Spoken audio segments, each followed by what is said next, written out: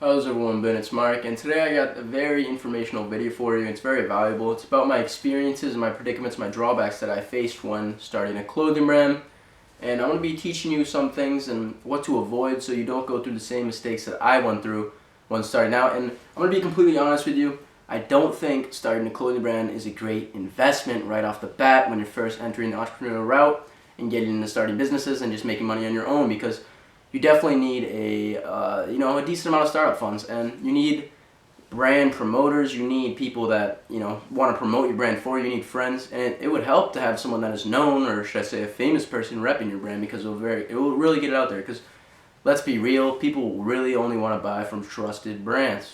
You must first ask yourself if you're actually passionate about fashion or just clothing in general. Personally, me, I'm not, and that is why I ended my clothing brand. It was a failure. I'll own up to it, and I'll completely be honest. It's not a complete failure because I've learned from my mistakes, and I've learned what works and what does not work. But you got to make sure that you're actually passionate about clothing and actually care about brands and stuff like that. Really, the economy does fluctuate off the stupidity and consumerism, impulse buying, and that is what is great when you do actually have a clothing brand that's up and running, because people will buy and keep on buying, and repeat buyers, because they're going to be loyal customers to you, and they actually want to wear your brand, and they think it actually means something to them. In all honesty, all the brands are very similar with the quality of their clothing. Like, I'm not all, but let's be honest, Supreme, for example, they basically use Hanes and like Gildan brand for their t-shirts and stuff, and they just print on that Supreme logo. That's the sad part about it. People are really paying for the brand and the name on it, and it's sad. Alright, so it's day one, you're starting your clothing brand, you have your logo made, you might have your manufacturer lined up, you might have some stuff lined up, but I'm going to be running you through what you're going to encounter along the road and what challenges you're going to be facing and what you need to pay attention to, close attention, so it doesn't, fall under and not stay afloat like my business. The first thing is basically startup funds, fees, and costs associated, and there's a decent amount of stuff that you need to maintain and keep track of because you will lose money. I recommend making a Google Sheets or something like that. So the first thing is manufacturing costs. You gotta find a trustworthy manufacturer and a good manufacturer that's somewhat close to you. I was traveling to Portland, Maine, so it's probably almost 45 minutes away from where I live, and that added up to get my t-shirts and my inventory, my stock. And while I was doing this, I was also in my first year at college, and it was hard to maintain inventory in my dorm room. It was a hassle. So you got your manufacturer, you're probably gonna have to purchase in bulk before. You can't purchase just one piece of clothing. You gotta make sure they have an audience that you can sell it to, because you could lose money that way and buying up front and not having an audience to advertise to.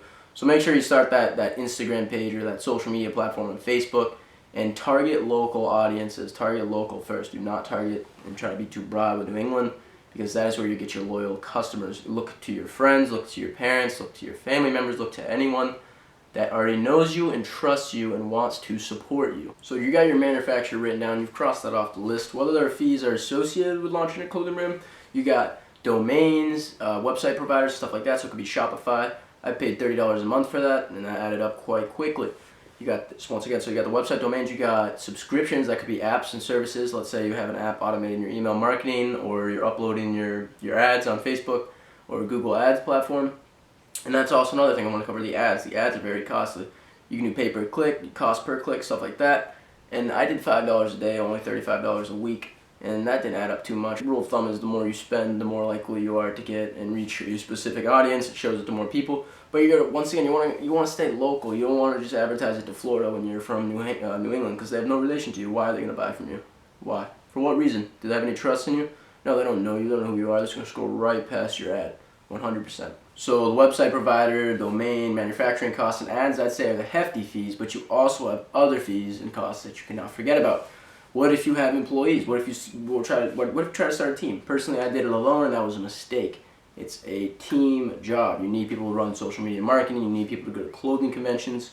You need people to contact local businesses, see if you can stock it inside their store for a cost.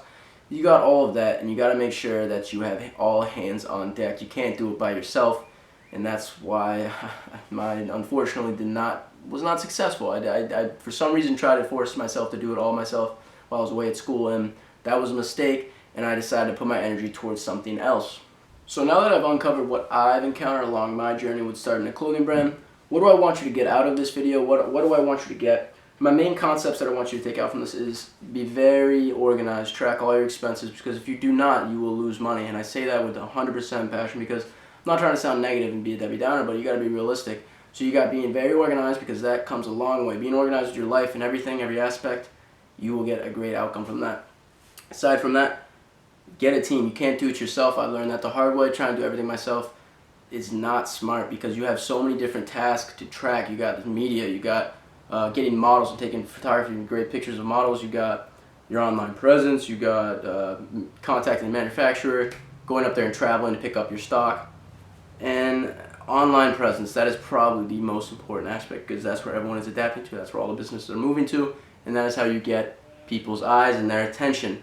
So once again, thank you for watching this video. Please like, subscribe, and comment on my content, because I'll be making more in the future. And if it was insightful and beneficial in any way, please let me know. I will reply to comments, reply to your emails and everything. Other than that, I'll catch you guys later. Thank you so much.